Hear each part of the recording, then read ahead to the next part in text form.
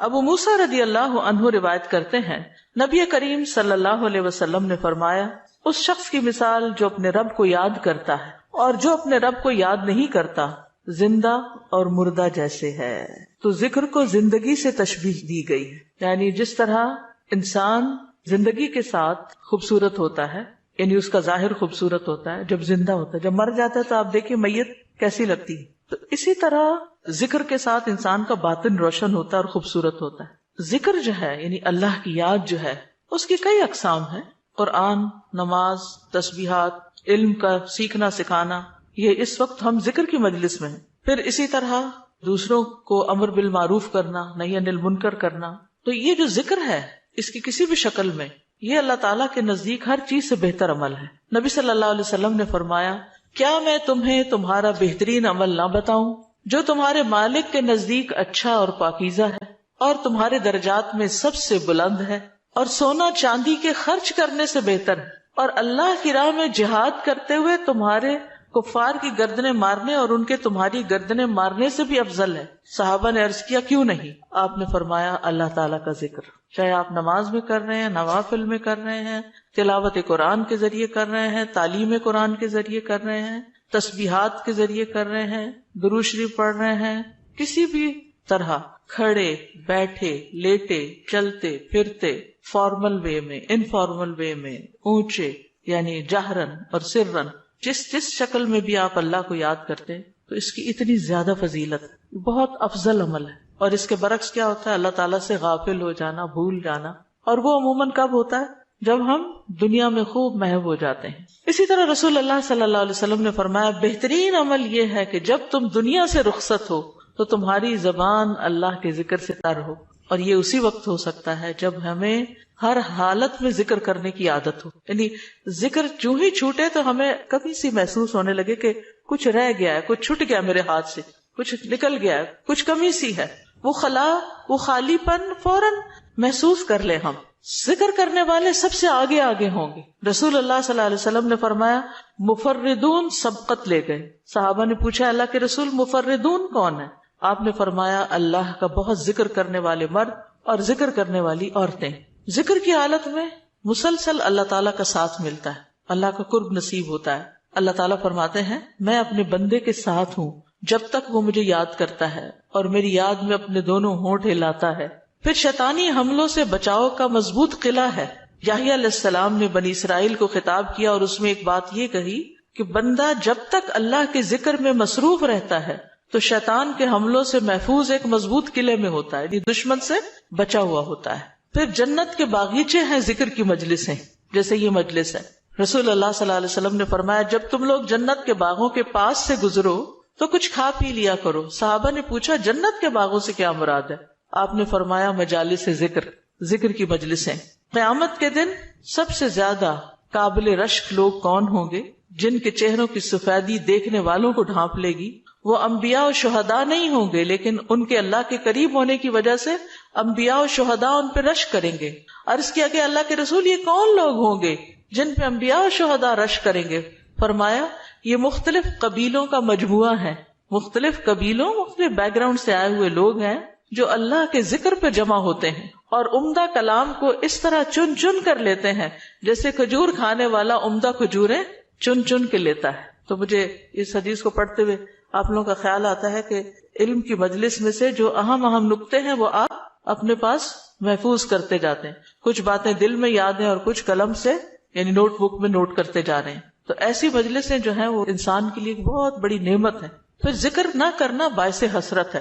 یاد رکھیے جب میں ذکر کا لفظ بولتی ہوں نا تو ذکر کی ساری اقسام ذہن میں لایا کریں، کیونکہ ہمارے ہاں ذکر صرف اللہ ہو کرنے کا نام بن گیا ہے. ذکر کی مجلس کیا ہے؟ جس میں سارے لوگ بیٹھ کے اندھیرا کر دیں اور پھر وہ اس انداز میں ذکر کریں کہ سارے ایک نعرے کی شکل میں اور مل کے کوئی آوازیں بلند کریں. صحابہ سے ایسے کوئی طریقے منقول نہیں ہیں. وہاں صحابہ کرام نبی صلی اللہ علیہ وسلم کی مجالس میں جو بیٹھ کے علم حاصل کرتے تھے اس کو بھی ذکر کی مجلس سمجھتے تھے، اور ویسے بھی اکٹھے بیٹھ کر اللہ کو یاد کرتے تھے. جیسے مسجد نبی میں ایک دفعہ آپ تشریف لے گئے، 2 جماعتیں تھی، کچھ علم سکھا رہے تھے اور کچھ بیٹھ کے ویسے ہی تسبیحات پڑھ رہے تھے اپنی اپنی.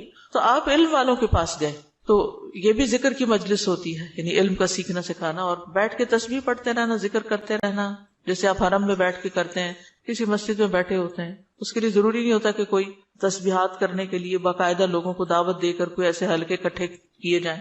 ذکر نہ کرنا باعث حسرت ہے۔ نبی صلی اللہ علیہ وسلم نے فرمایا جو لوگ کسی جگہ پر مجلس کریں لیکن اس میں اللہ کا ذکر نہ کریں اور نبی صلی اللہ علیہ وسلم پر درود نہ بھیجیں تو وہ ان کے لیے قیامت کے دن باعث حسرت ہوگی۔ اگرچہ وہ اجر و ثواب کی بنیاد پر جنت میں داخل ہو جائیں گے لیکن انہیں حسرت ہوگی کہ ہم نے یہ وقت کیوں گنوا دیا۔ ذکر نہ کرنے والے بدترین مخلوق ہیں، بد نصیب لوگ ہیں۔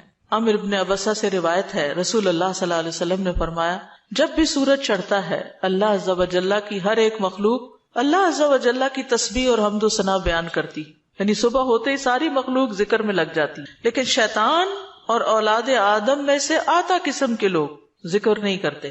تو میں نے بنی آدم میں آتا قسم کے لوگوں کے بارے میں سوال کیا، آپ نے فرمایا بدترین مخلوق، یا فرمایا اللہ کی مخلوق میں سے بدترین لوگ، یعنی آسمان و زمین، سورج چاند ستارے درخت شجر حجر ہر چیز ذکر میں مشغول ہے سوائے ان لوگوں کے جو سو کے وقت گزار رہے ہیں یا غفلت میں پڑے ہوئے ہیں۔ حدیث نمبر 42، دو محبوب کلمات۔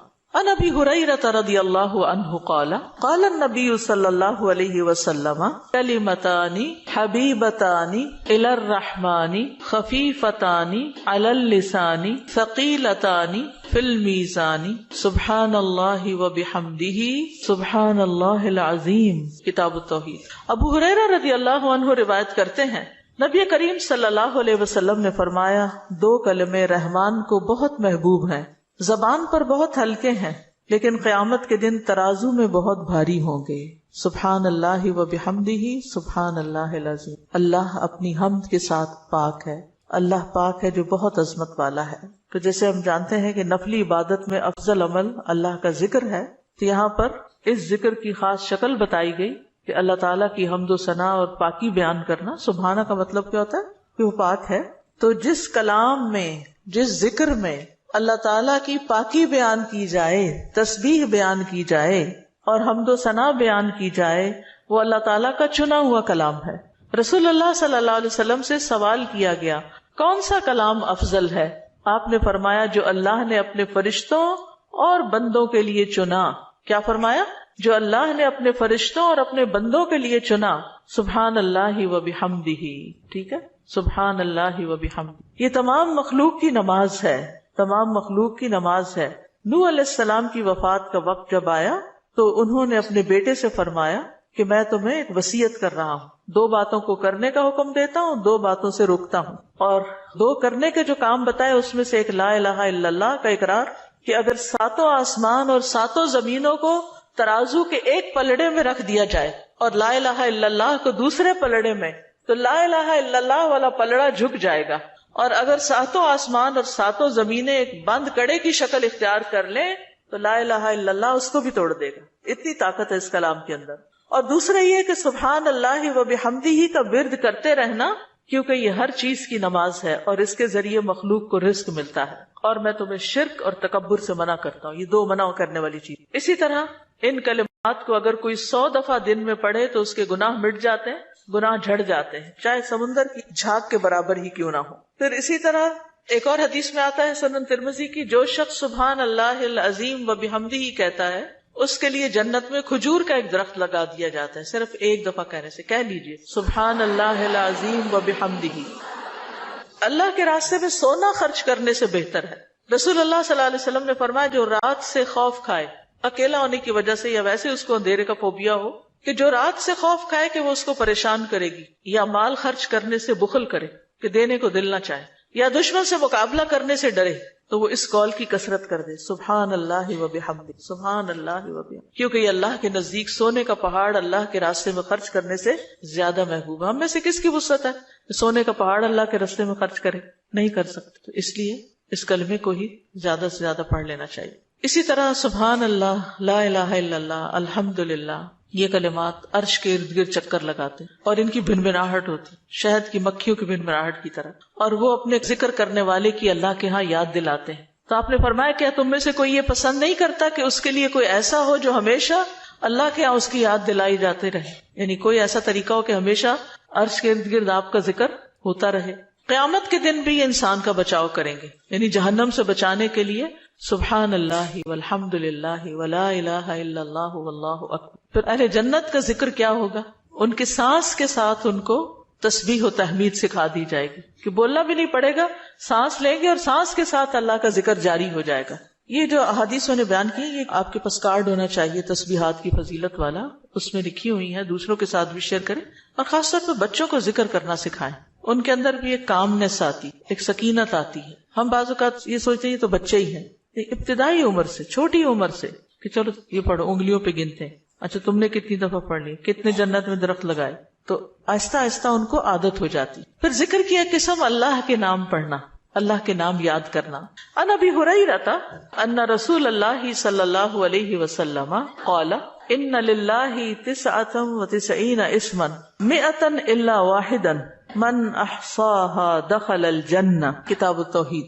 ابو ہریرہ رضی اللہ عنہ سے روایت ہے کہ رسول اللہ صلی اللہ علیہ وسلم نے فرمایا، بے شک اللہ کے 99 نام ہیں، 99، ایک کم 100. جو شخص ان سب کو محفوظ رکھے گا، یاد کر لے گا، وہ جنت میں داخل ہوگا. من احصاها، تو احساس سے مراد ان کو گننا، ان کے معنی پہچاننا، ان کے تقاضے کے مطابق عمل کرنا. خالی لکھ کے یا جمع کر کے یاد کر لیا جائے اور مطلب ہی نہ پتا ہو اور اس کے مطابق عمل نہ ہو تو پھر یہ وعدہ نہیں پورا ہوتا. احصاء میں ہر چیز کا جمع ہو جانا ہے، یعنی اللہ تعالیٰ کے ناموں کی حدود کی حفاظت کرنا، ان کو پہچاننا، ان کا معنی جاننا، ان کی فضیلت جاننا، کہاں پڑھنا ہے. امام ابن قیم کہتے ہیں کہ اللہ کے اسماء کو گن کر محفوظ کرنے کے کچھ مراتب ہیں. بندہ جب ان ناموں کو یاد کر لیتا ہے تو وہ جنت میں داخل ہو جاتا ہے، اور یہی اس کی سعادت اور نجات اور فلاح کا مرکز ہے. وہ کہتے ہیں پہلا مرتبہ ان کے الفاظ کو گننا اور شمار کرنا، دوسرا مرتبہ ان کے معنی اور مدلول کو سمجھنا، تیسرا مرتبہ ان کے ساتھ دعا مانگنا. قرآن میں آتا نا وَلِلَّهِ الْأَسْمَاءُ الْحُسْنَى فَادْعُوهُ بِهَا، اور اللہ ہی کے لیے ہیں اچھے اچھے نام، بس تم اس کو ان کے ساتھ پکارو، اللہ کے نام لے کے، جیسے یا حی یا قیوم، یا اللہ، یا رب، یا رحمان، یا رحیم، یا کریم، یا ذی الجلال والاکرام، اور باقی بھی اسی طرح. پھر ہے دعا مانگنے کے 2 مرتبے ہیں. نمبر 1 دعا العبادہ، یعنی اللہ کی تعریف ان ناموں کے ساتھ کرنا. ہمارا رب رحیم ہے، کریم ہے، تو یہ تعریف عبادت کی دعا ہوتی ہے، دعا العبادہ کہتے ہیں اس کو. اور دوسرا ہے دعا المسئلہ، طلب اور مانگنے کی دعا، کہ ان ناموں کے ساتھ پکار کے اللہ کو پھر سوال کرنا. اور اسماء حسنہ کے ساتھ یہ نہیں کہ اپنی طرف سے اللہ تعالیٰ کا کوئی نام بنا کے اور پھر اس سے دعا کرنا، یا موجود، یا ذات، یا شیء، اس طرح کی باتیں نہیں، بلکہ اللہ کے جو پراپر نام قرآن و سنت سے ثابت ہیں ان کے ساتھ دعا مانگنا. تو یاد رکھیے کہ اللہ کی پہچان یہ علم کا پہلا مرتبہ ہے. سب سے پہلے جس کو جاننا چاہیے، جس کے بارے میں ہمیں معلوم ہونا چاہیے کہ وہ کون ہے، وہ اللہ رب العزت. فَاعْلَمْ أَنَّهُ لَا إِلَهَ إِلَّا هُوَ، جان لو کہ اللہ کے سوا کوئی الہ نہیں. یہ علم ہر ایک پر فرض ہے کہ ہمارا خالق کون ہے، ہمارا مالک کون ہے، ہمارا رازق کون ہے، ہمارا معبود کون ہے، ہماری مشکل کشا کون ہے، ہمارا حاجت روا کون ہے، اور جو بھی اللہ تعالیٰ کے باقی نام ہے، پہچان. یہ علم تمام علوم سے افضل ہے، کیونکہ جب ایک انسان، کوئی بچہ، بوڑھا، جوان اللہ تعالیٰ کو جان لیتا ہے نا، تب ہی اس کی زندگی درست ہوتی، تب ہی اس کو واقعی ہدایت ملتی، تبھی وہ اللہ کے لیے سب کچھ کرتا ہے، تبھی اس کے اندر تقویٰ پیدا ہوتا ہے، تبھی وہ حلال حرام کی تمیز کرتا ہے، کیونکہ یہ سب کچھ کرنا اس کے لیے اللہ نے اپنی عبادت کے لیے پیدا کیا. اور اگر ہم اللہ ہی کو نہیں پہچانتے تو عبادت کس کی کر رہے ہیں؟ تو پہلا کام اللہ کی پہچان ہے، اللہ کی معرفت، خود بھی اور اپنی آل اولاد کو بھی اور اپنے آس پاس کے لوگوں. اور اللہ کی پہچان کے لیے اللہ کے ناموں کا علم حاصل کرنا ضروری. پھر اس سے ایمان میں بھی اضافہ ہوتا ہے. جتنا جتنا آپ اللہ کو زیادہ جانتے چلے جاتے ہیں